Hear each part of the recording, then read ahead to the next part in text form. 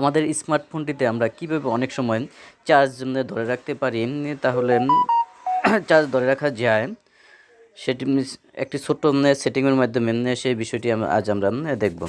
তাহলে চলো আমরা বিষয়টি দেখি। প্রথমে আমাদের মোবাইলের একেবারে উপরের অপশনে যেখান থেকে গিয়ে আমরা আমাদের ডাটা চালু করি সেখানে যেতে হবে। আমরা ডাটা চালু করলাম। ডাটা চালুর এখানে দেখেন পাওয়ার সেভিং একটি অপশন রয়েছে। পাওয়ার সেভিং অপশনটি ক্লিক করতে হবে। এই পাওয়ার সেভিং অপশনটি আমরা ক্লিক করলাম। ক্লিক করার সাথে সাথে আমাদের মোবাইলের ইন্টারফেসটি এরকম হয়ে গেল, অর্থাৎ কালো হয়ে গেল। তাহলে দেখুন এখানে খেয়াল করুন, এখানে একটি অ্যাপস রয়েছে, এখানে প্লাস একটি আইকন রয়েছে।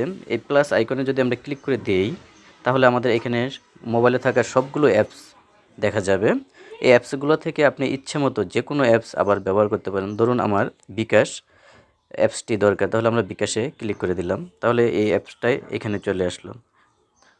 আপনার যে অ্যাপস দরকার, ধরেন আপনার এখানে ফেসবুকটি দরকার, তাহলে আমরা ফেসবুকে ক্লিক করে দিলাম, আমাদের ফেসবুকটি এখানে চলে আসলো। ফেসবুকে ক্লিক করে এখান থেকে আমরা ফেসবুকটিও ব্যবহার করতে পারি।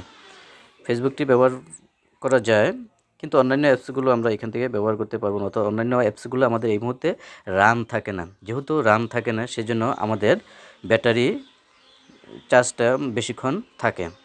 তাহলে এখান থেকে আপনারা এডিটও করে নিতে পারেন। এডিট করলে দেখুন এখানে যদি আমরা এই যে মাইনাস যে অপশনটা রয়েছে, এখানে মাইনাসে আমরা ক্লিক করে দিলাম, মাইনাসে ক্লিক করে দিলাম, তাহলে আমাদের অ্যাপসগুলো আবার চলে গেল। এখন আপনি ইচ্ছা মতো আবার প্লাস আইকনে ক্লিক করে যেই অ্যাপসটি আপনার দরকার হবে তাই আপনি এখানে নিয়ে আসতে পারেন। এখানে ডান করতে হবে, এখানে যে ডান লেখাটি আছে তাহলে বন্ধুরা, ভিডিওটি যদি আপনাদের ভালো লাগে তাহলে আপনারা এটি লাইক কমেন্ট শেয়ার করে দেবেন। আপনারা লাইক কমেন্ট শেয়ার করলে আমি ভিডিও করতে উৎসাহ পাই। ধন্যবাদ।